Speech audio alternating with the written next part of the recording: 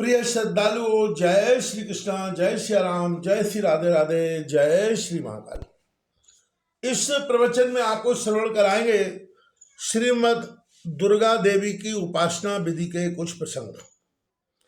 सर्वप्रथम कवच पर चर्चा करेंगे। सर्वप्रथम कवच होना जरूरी है, जो पहले लिखा जा चुका है।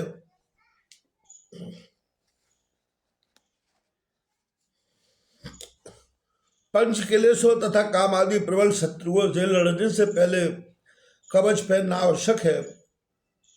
रावण से युद्ध करते समय श्री राम जी ने आदित्य हृदय कवच धारण किया था। प्रत्येक अंगों की रक्षा पराम्बा के नाम विशेष से की जाती है। माँ के उस नाम के स्वरूप का उस अंग में ध्यान करने से पूर्ण रक्षा होती है। यह कवच स्वयं ब्रह्मा जी ने बनाया है। इसका पता आवश्यक है। मात्र बाह्य आयुध रक्षा नहीं करते, रक्षा तो पराम्बा ही करती हैं। उनका नाम ही रक्षक है।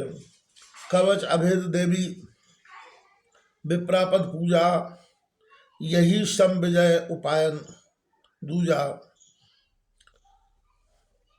समय आने पर मृत्यु तो सभी की होती है, किंतु मरने पर भी अमर हो जाने वाले देवी के भक्त ही होते हैं, क्योंकि वे लोग नाम का कवच पहनते हैं। अपने अपने देव का अलग अलग कवच होता है। साधकों को अपने दृष्टानुसार कवच धारण करना चाहिए। दृष्टांत के लिए निम्न श्लोक उद्धृत है। शंखनी चक्षुषोर मध्य श्रीतयोर्द्ववाश्नी कपोलो कालिका रक्षिते कर्ण मूले तु शांकरी नासिकायां सुगंधा चा उत्तरोष्टे चर्चिका अधरे चामृत कला जिभ्यायम चा सरस्वती। नंबर 2, अर्गला। अर्गला शब्द का अर्थ अवरोध साकल का कुंडा होता है। ये कपोलों को दृढ़ता से कुंड रखते हैं। इसी प्रकार जीवन को सुरक्षित रखने के लिए यह अर्गला स्तोत्र है। इसका पाठ करना आवश्यक है, क्योंकि भक्त देवी की कृपा से ही विकार दूर होते हैं। इस अर्गला में माँ से प्रार्थना की गई है कि हे माँ, मुझ उस परमात्मा का ज्ञान कराओ जो श्रेय प्रेय दोनों हैं। परंतु यह ज्ञान तब तक नहीं हुआ था जब तक कामादि विकारों पर विजय नहीं मिलती। उपनिषद में घोषणा की गई है, ना विरतो दुश्चरिता त्रगत शांतो न समाहिता न शांत मानसो वापी प्रज्ञाने नहीं मापनानुयात। जब तक जीवन के दुश्चरित निवृत्त नहीं होते, काम क्रोध आदि विकार दूर नहीं होते, तब तक अशांत मन से परमात्मा की प्राप्ति हो ही नहीं सकती। इसी से साधक अर्गला द्वारा प्रार्थना करता है कि मुझे इन शत्रुओं से विजय दिलाओ। बिना आपकी कृपा से विजय नहीं मिल सकती। रूप देही जयम देही बसो देही दुसो देही। जीवन में जितने दिन जीवित रहे उतने ही दिन यशस्वी होकर जीवित चाहिए। द्वसे जय, जिन विकारों को जीतने के बाद ही साधक को साध्य की उपलब्धि होती है, उन विकारों को मारना उतना सरल नहीं है। इसी से माँ से प्रार्थना की गई है कि हे माँ, आप करुणा करके हमारे भीतर बसे हुए इन शत्रुओं को नष्ट कर दो। तुलसी जी ने श्री राम से प्रार्थना की है। मम हृदय भवन प्रभु तोरा, वहाँ बसे आय बहु चोरा। ते करे उपद्रव नाथा, मर्दय मोह जान अनाथा। क्योंकि दुर्गा जी दुर्गा संसार सागरश तारिणी है। यह कहकर बात स्पष्ट की है कि मेरी निज आज्ञा अनुसार ब्रह्माकार वृत्ति ही अविद्या का नाश कर सकती है। कर्तव्य भोक्तृत्व लक्षण संसार की परिभाषा है कि कर्ता और भोक्ता का गहन बंध है, जिसमें जीव भटक रहा है। जब तक आत्मा का कर्तृत्व भोक्तृत्व समाप्त नहीं होता तब तक जन्म मरण से मुक्ति नहीं मिल सकती है। वास्तव में जीव नित्य मुक्ति ही है, किंतु भ्रांतिवश अपने को कर्ता भोक्ता जन्मने मरने वाला समझकर दुखी हो रहा है। अतः ब्रह्म विद्या से प्रार्थना है कि मुझे इस संकट से बचाने के लिए आपकी कृपा आवश्यक है। अथ कीलकम, अंगला स्तोत्र के उपरांत कीलक का पाठ किया जाता है। कीलक के विषय में तांत्रिकों के अनेक मत हैं। सात्विक साधकों के लिए अनुवाद होने के कारण इन प्रसंगों को यहाँ नहीं लिया गया है। केवल दुर्गा सप्तशती के कुछ आध्यात्मिक भाव साधकों को मनन करने के लिए प्रस्तुत किए जा रहे हैं।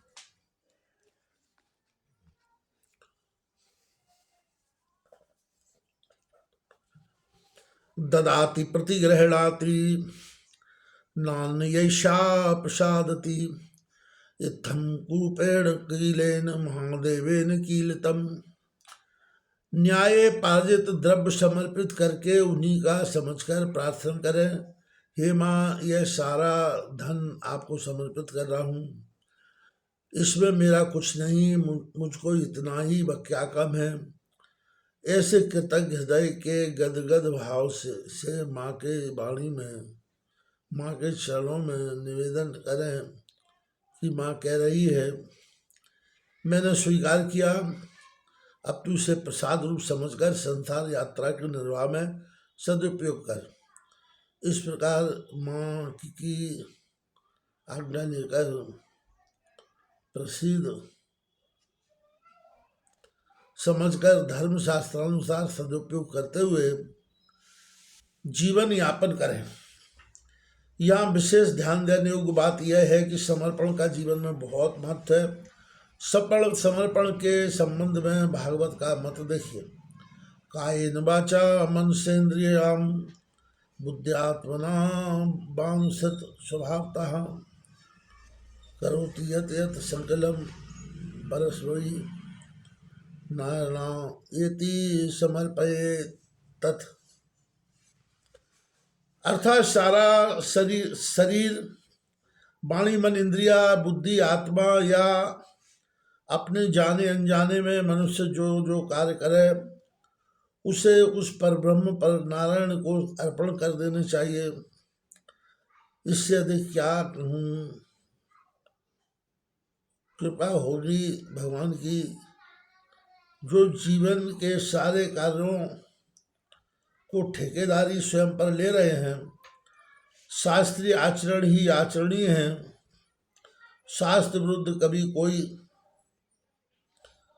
आचरण नहीं करना चाहिए। आज समाज में शक्ति इसलिए बदनाम है कि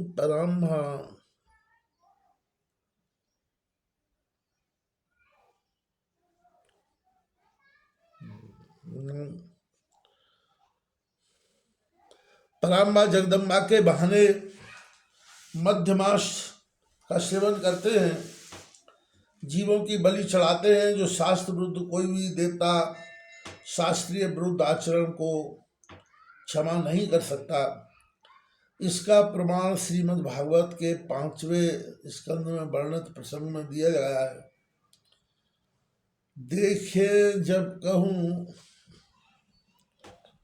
देखें जब जड़ भरत की बलि भगवान को दी जाने लगी तो माँ स्वयं प्रकट होकर उस महापुरुष की रक्षा करती हैं। उन्हीं की माँ को हिंसा के द्वारा रक्तपान पसंद होता तो वे क्यों बचाती। यह बार बार दोहराया गया है कि बलि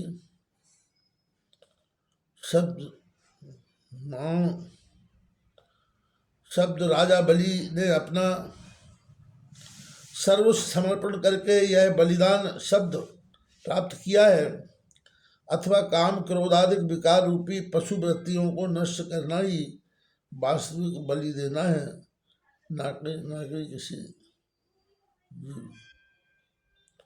उपाय नवार्ण नवार्ण वर्णन के पहले कुछ बातें समझने की आवश्यकता है।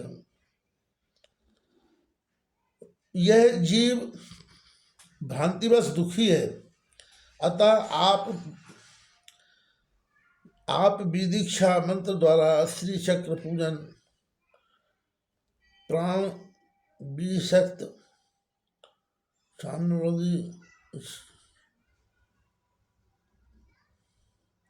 साम्यवादी इन 2-3 दक्षिणाओं में परिश्रम है।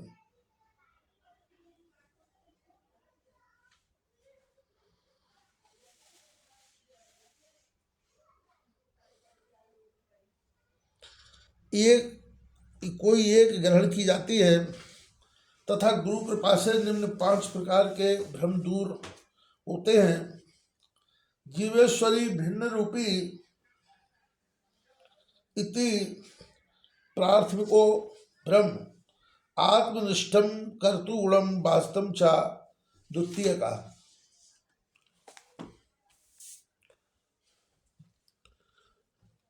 शरीर त्रय संयुक्तो जीव संगी तृतीय जगत कारण रूपस्य विकारित्वम चतुर्थ का। कारणात् मित्र जगत सत्यम तम पंचमो भ्रमा। जीव तथा ईश्वर भिन्न है। आत्मा में कर्तापन का आरोप। जीव स्थूल सूक्ष्म कारण तीनों शरीर से युक्त है। आत्मा जगत का कारण होने से विकारी है और जगत आत्मा से भिन्न सत्य है। ये सब भ्रांतियां हैं, इनको सत्य नहीं मानना है। वस्तुतः ब्रह्म की सत्य शक्ति के आधार पर भौतिक सृष्टि की प्रतीति हो रही है। चित्त में चेतना जगत की प्रतीति, आनंद से जगत में प्रियता की प्रतीति है। इस प्रकार जगत सत चित आनंद रूप ही है। भ्रम से अन्य प्रगति हो रही है। इसी भ्रम निवृत्ति हेतु साधना की जाती है। साधक का यह ईश्वरीय साथ मंजिल का भवन है। मूलाधार स्वादिष्ठान मणिपुर अनाहत विशुद्ध आत्मा और सहस्त्रार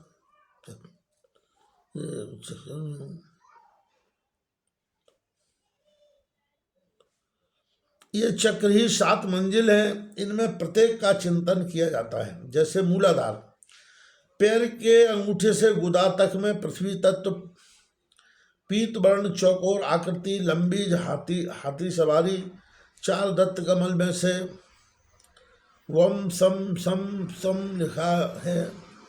साल रंग होता है।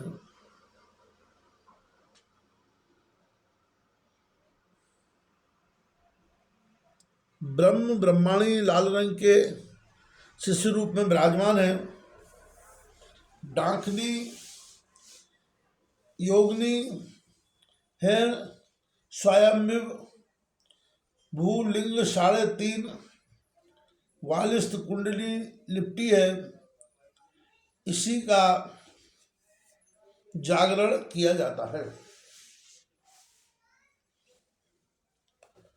स्वादिष्ठान में 6 दल सिंदूर रंग के हैं, जिनमें बम बम भम बम याला वर्ण है। मणिपुर में 10 दल मेघ वर्णक हैं। डा से फातक वर्ण है। विशुद्ध में 16 दल गुलाबी रंग के हैं। इसके 16 वर्ण आ से अह तक स्वरों से युक्त है। आज्ञा चक्र में 2 दल तथा 6 हाथ छत्र 6 2 वर्ण अंकित है। अनाहत में 12 दल भ्रूण वर्ण के हैं, जिनमें का से ठातक वर्ण है। सहस्त्रार चक्र में 50 वर्ण 20 आवृत्ति में है। इनका विस्तृत वर्ण षटचक्र निरूपण में देख सकते हैं। एम ये ज्ञान प्रदात्री सरस्वती का बीज है। वाक सिद्धि के प्रयोग शास्त्र में है। सर्ववाक्यात्मम मात्रा वेद शास्त्राणि कृतश्नसा पुराणानि च काव्यानि भावश्च विविधापि सप्तस्वारस्य गाथाश्च सर्वनाद समुद्भवा येषां सरस्वती देवी सर्वभूत गुह्यया या इमां बेखरी शक्तिं योगी स्वात्मनिरूप निपश्यति सा वाक् सिद्धि वाप्नोति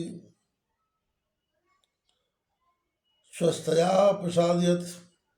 एक ही परा शक्ति द्वारा शरीर में सभा की क्रियाएं संपन्न होती है। जैसे क्रियावती शरीर कंपादि इत्यादि जगाना, कलावती 36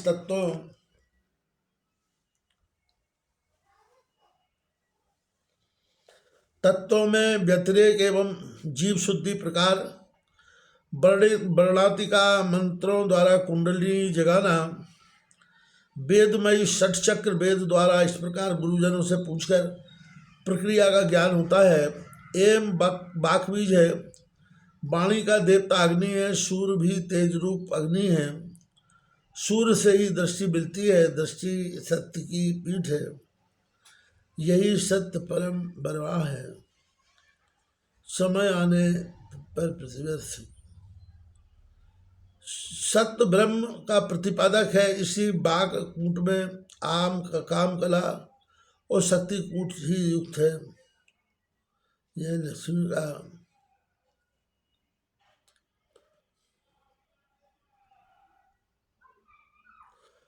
लक्ष्मी का बीज है, यही मंत्राज है।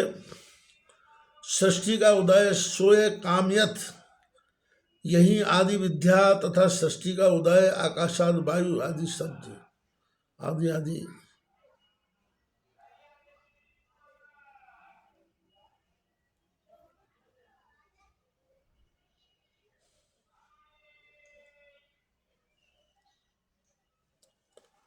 पीठ विशुद्ध में आयतन सहस्त्रार्थ में, किंतु श्री का उदय प्रकाश में होने पर ही आयतन आज्ञा चक्र में है।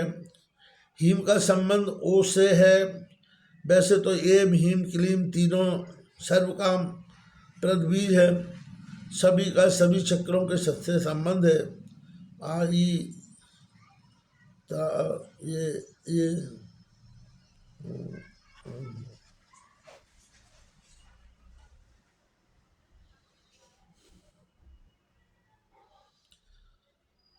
अकाली वै सर्वा राग दैव्या स्पर्शन थोष्मा मृज्या माना वही नाना रूपा भवती। एतरे आकार विशुद्ध सहस्त्रार्थ में भी है, इससे ही सभी वर्ण बसे हैं। ओम में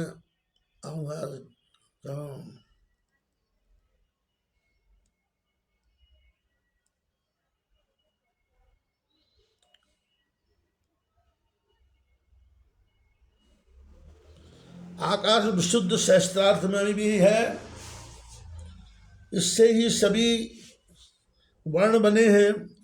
ओम में आकार ही मुख्य है। क्लीम इस बीज में पृथ्वी तत्व की प्रधानता सहित वायु तत्व है और वाक शक्ति का संबंध संकल्पों से होता है, अतः क्लीम का संबंध ए से है। काला कारण आकाश से ही प्राण स्वयं ब्रज है। हम इस प्राण तीनों ही ब्रह्मवाचक है। उपनिषद में प्राणी दोष प्रयोग है। अन्नमय ही स्वम मनः आपो भवा प्राणस्तते तेजोमयी बाक। लम से पृथ्वी, पृथ्वी से अन्न, अन्न से मन। मूलाधार पृथ्वी है, अतः का जल से प्राण, तप ला पृथ्वी से मन एवं प्राण मन का विकास आज्ञा चक्र है, यही आनंद का स्थान है।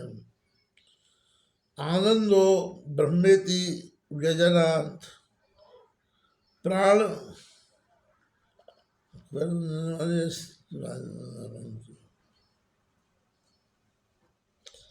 प्राण ही स्थान में है।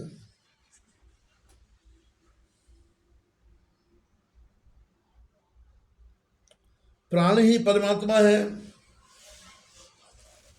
परमात्मा ही प्रेम स्वरूप है। हृदय देशो अर्जुन तिष्ठति, सर्वस्व चाय हदि सन्निविष्ट से सिद्धि है। आदित्यों में प्राण वचन है। इन प्राणों से सिद्ध है कि तीनों बीज परमात्मावाचक है। चामुंडा शब्द का अर्थ पहले हो चुका है। स्वयं चित्त तत्व स्वरूपी समस्या है। और विषय का अर्थ समर्पण या नमस्कार है। अर्थात ज्ञानी की अधिष्ठात्री देवी सरस्वती, संपूर्ण संकल्पों की अधिष्ठात्री देवी लक्ष्मी और संपूर्ण कर्मों को की स्वामी महाकाली स्वरूप में सच्चिदानंद स्वरूप ही है। उनके इस अभिन्न रूप को नमस्कार है। अतः नवाण मंत्र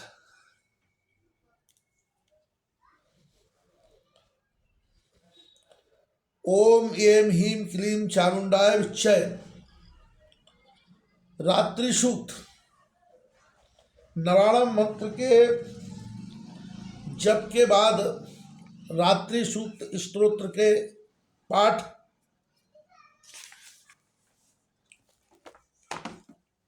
का क्रम है। इसी स्तोत्र के द्वारा ब्रह्मा जी ने भगवान को योग निद्रा से जगाया था।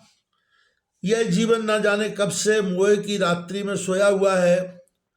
उसका जागरण देवी आराधना से ही संभव है। रात्रि सूक्त में पराम्बा की गई स्तुति अत्यंत ही महत्वपूर्ण है। अंत में बहुत ही स्पष्ट कहा गया है कि तुम ही इस जगत की मूल शक्ति हो।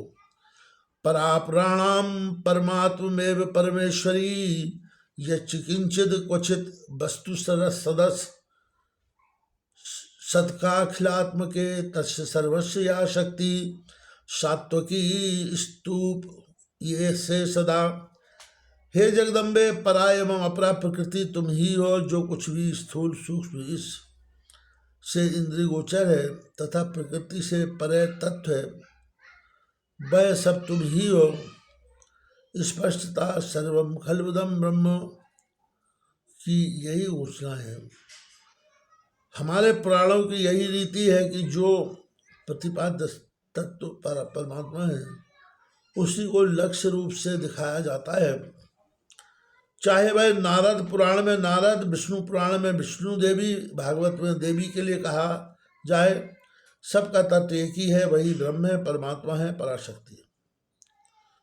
नंबर 1 से लेकर 5 तक अर्थात कवच, अर्गला, कीलक, नकार, नवार्ण एवं रात्रि सूक्त के स्त्रोत दुर्गा सप्तशती के में दिए गए।